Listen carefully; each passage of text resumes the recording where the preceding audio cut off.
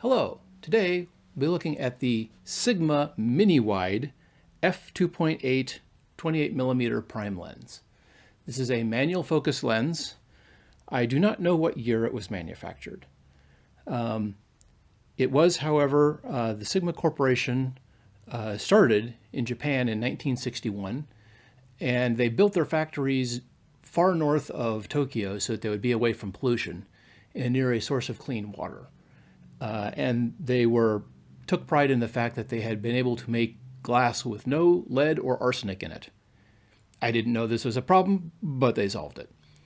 While many manufacturers of manual focus lenses for SLR cameras were unable to afford the licensing for the patents to implement autofocus in their lenses, Sigma stuck with it, got the patents, and they're still around today and are still making popular lenses. This lens is, as I said, it's a 28mm prime lens.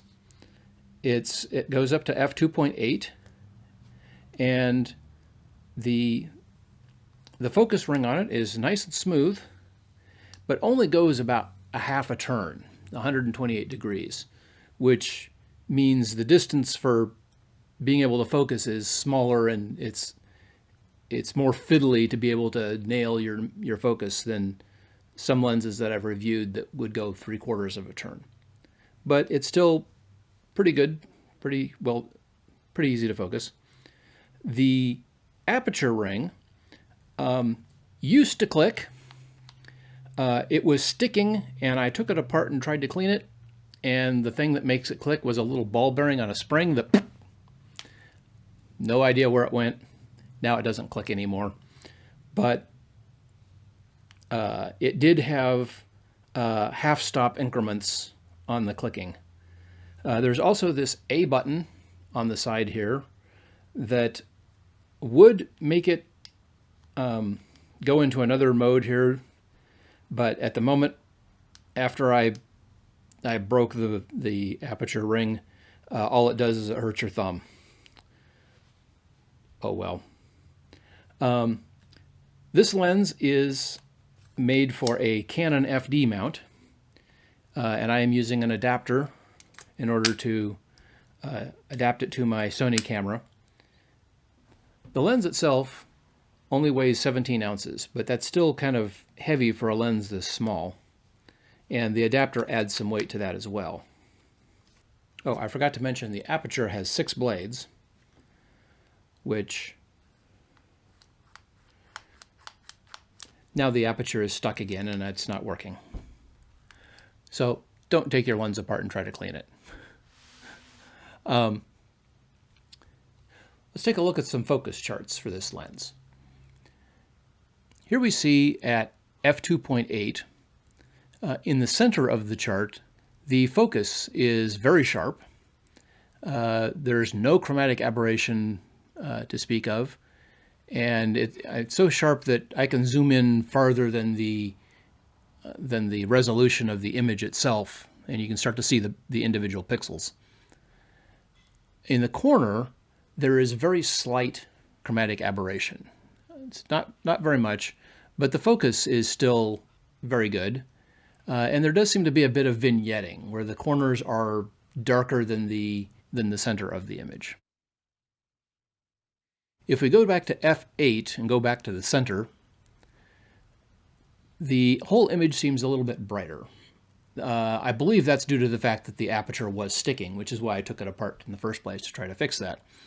I had the flash set for f8, and it was probably only like f5.6 or something like that. So it's brighter than it should be here. But there's still no chromatic aberration, and the focus is still very sharp, even a little bit sharper than before.